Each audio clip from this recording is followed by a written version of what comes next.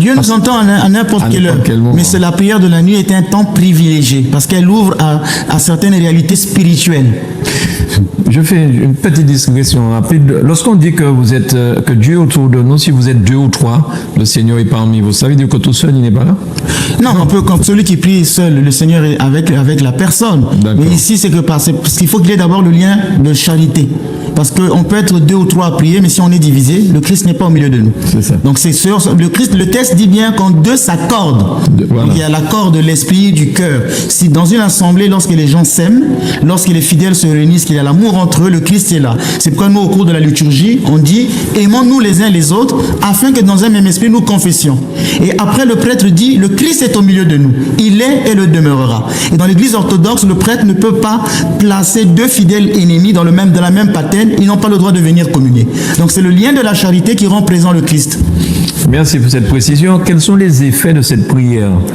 Alors tout à l'heure, j'étais en train de vous dire que la prière de la nuit apporte une grande élévation spirituelle. En disant cette phrase, parce que je m'attendais à cette question. Pourquoi? Parce que la prière de la nuit a un aspect ascétique. Cela fait partie de l'ascèse. Je vais vous expliquer. Quand les gens, aujourd'hui, on parle beaucoup plus de jeûne. Il faut jeûner, il faut jeûner, il faut jeûner. On parle plus de jeûne dans nos églises. Mais les gens oublient que la prière de la nuit a la même importance que le jeûne. Parce que pourquoi? C'est de l'ascèse. L'ascèse, c'est quoi? C'est lorsqu'on pratique des exercices spirituels pour lutter contre nos penchants naturels. Et il y a l'ascèse du ventre. Manger, c'est naturel. On mange pour vivre, mais on ne vit pas pour manger. C'est là on tombe dans la gourmandise. Il y a des gens qui passent leur temps qu'à manger, à manger, à manger. Ça, c'est de la gourmandise. Mais il faut manger de manière raisonnable. Donc, on mange pour vivre, mais on ne vit pas pour manger. Et le jeûne, c'est aller lutter contre ce désir de manger.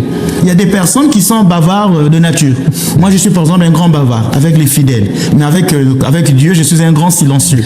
Donc, je disais qu'il y a des personnes qui vont pratiquer ce qu'on appelle l'ascèse du silence. Vous pouvez les insulter, vous pouvez dire du mal de ces personnes-là, elles ne vont pas vous répondre. C'est de l'ascèse. Pourtant, on a envie de se défendre, c'est naturel. Mais on préfère opter pour le silence. C'est une ascèse. Et dormir, c'est quelque chose de naturel. Après une journée de travail, on est fatigué. Le Seigneur nous a donné le repos de la nuit pour pouvoir reprendre des forces le lendemain. On a besoin d'être fort. Et donc, on va quand même lutter contre ce penchant naturel qui est le sommeil pour pouvoir prier la nuit.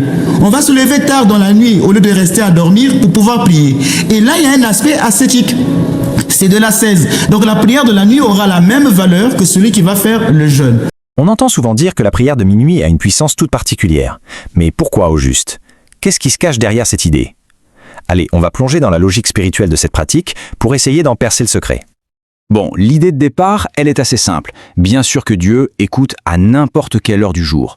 Mais la nuit, elle, aurait une dimension spirituelle un peu à part, comme une porte qui s'ouvrirait sur d'autres réalités. C'est cette piste qu'on va explorer ensemble. Pour bien comprendre le pourquoi du comment, il faut d'abord poser une base, un principe vraiment essentiel qui va éclairer tout le reste. On va commencer par un exemple qui parle à beaucoup de monde, la prière en groupe, parce qu'elle nous donne un indice crucial sur la nature même de la présence spirituelle. Alors cette phrase, on la connaît tous par cœur, pas vrai? Mais attention, son interprétation va bien au-delà d'une simple question de nombre. Ce n'est pas juste une affaire de compter les personnes dans la pièce. En fait, l'élément décisif, ce n'est pas le nombre, c'est le fameux lien de la charité, l'amour. S'il n'y a pas cette unité de cœur, si le groupe est divisé, eh bien la promesse de la présence divine ne tiendrait pas.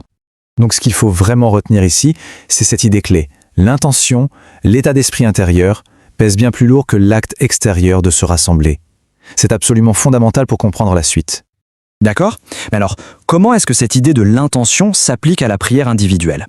Pour le saisir, on va faire une comparaison assez audacieuse entre la prière de nuit et une autre pratique spirituelle très forte, le jeûne. Et voilà l'affirmation qui peut surprendre. Prier la nuit aurait, spirituellement parlant, la même valeur que de jeûner. Carrément. On peut se demander, mais quel est le rapport? Qu'est-ce que le sommeil a à voir avec la nourriture?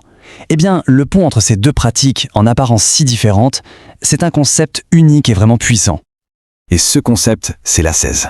C'est vraiment la clé de voûte qui nous permet de comprendre cette équivalence surprenante entre prier la nuit et jeûner.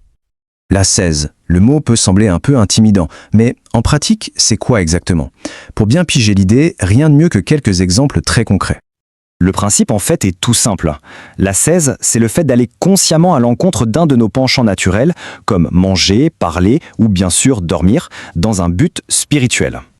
Prenez la nourriture, manger c'est un besoin naturel, vital, mais on sait bien que ça peut dériver vers la gourmandise, l'excès.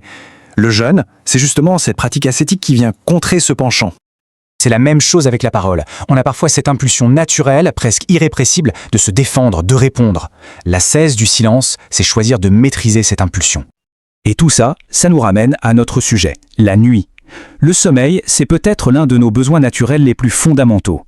C'est le repos essentiel pour recharger les batteries. C'est donc un acte tout à fait délibéré. Après une longue journée, le corps est fatigué, il réclame le sommeil, c'est normal. Mais là, un choix est fait. Celui de surmonter cette inclination, de se lever. Et ce sacrifice du repos, il est transformé en un moment intense de concentration spirituelle. C'est exactement ça, l'ascèse de la prière de nuit.